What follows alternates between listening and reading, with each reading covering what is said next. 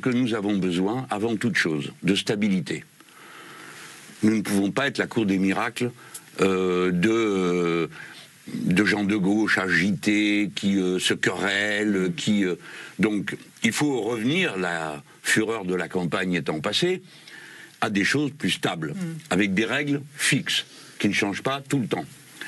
Car il s'agit de gouverner le pays, pas de faire un club d'une bande de copains. Donc c'est quoi la règle? Alors la règle, depuis que la Ve République connaît des situations de cohabitation, a toujours été, et sans exception, que le parti qui a le plus grand nombre de députés est celui qui a le Premier ministre. C'est ce qu'a fait le président Mitterrand en choisissant Jacques Chirac, puis quand il a sollicité de nouveau le RPR aux élections suivantes, qui était le parti dominant de la coalition de droite, c'est M. Balladur qui a été proposé par M. Jacques Chirac, puis lorsque nous avons gagné les élections en 1998, c'est le chef du principal parti de la coalition qui était Lionel Jospin. Donc ce sera un Premier ministre de la France insoumise? Non, ce sont les règles qui ont été suggérées par Olivier Faure lui-même, au point de départ de toute cette campagne. Et je pense que c'est une règle sage.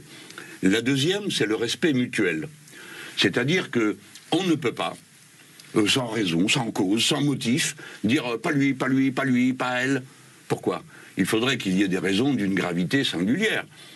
Regardez Jacques Chirac, au moment où il devient Premier ministre, on ne peut pas dire qu'il n'était pas un personnage clivant, tout au contraire, il l'était beaucoup. Pourquoi? Parce qu'il s'était beaucoup engagé, comme c'est la règle de la démocratie. Est-ce que, oui ou non, votre nom pourrait être proposé et sera proposé? Encore une fois, soyons clairs. C'est inconditionnel, mais madame, je vais vous expliquer quelque chose de simple. Moi, je fais partie de la solution, pas du problème. Depuis le début, je dis, ce n'est pas moi qui créerai un problème.